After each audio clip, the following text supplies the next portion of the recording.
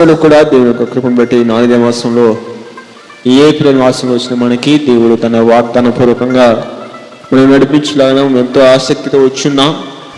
కావున ఈ దినం కూడా మనం తీసుకున్నాం. చూడండి, కీర్తనలు 20వ అధ్యాయము 4వ వాక్యాన్ని మనం చదువుగా తమిళలోను తెలుగులోను చదువుకుందాం.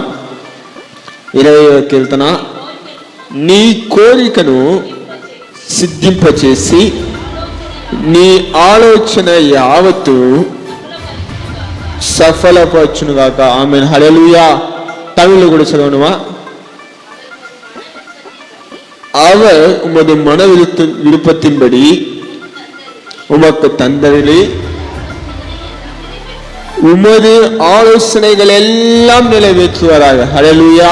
ఇదిని దేవుడు మనకి ఇచ్చిన వాగ్దానం ఏంది?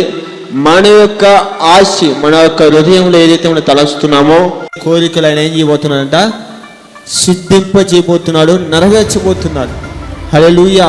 ఒకవేళ గతించిన 3 మాసాలు నువ్వెన్నో ఆలోచనలు పెట్టుకుని ఉండొచ్చు. గతించిన 3 మాసాలు నువ్వెన్నో ప్రయత్నాలు చేసి ఉండొచ్చు.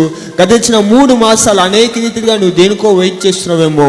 దేవుడి 4వ మాసం 1వ తారీఖు నిన్న మాట్లాడుతున్నాడు. నీ హృదయ వాంఛన నెరవేర్చబోతున్నాడు. హల్లెలూయా. హృదయంలో ఉండే వాంఛను నెరవేరుతున్నప్పుడు అది ఎంత సంతోషం అంటే మన జీవితాల్లో అది గొప్ప మేలుగా మనకు కనపడుతుంది. ఏదో తాత్కాలికంగా వస్తున్న మేలులు కూడా కొన్ని సమయాల్లో మనం తాత్కాలికంగానే తీసుకుంటాం. కానీ హృదయం నుంచి ఆశించింది కానీ జరిగితే మనకెంతో సంతోషం. కొన్ని చూడండి, కొన్ని గొప్ప గొప్ప మేలు జరుగుతాయి కానీ అది హృదయంలో ఉండదు.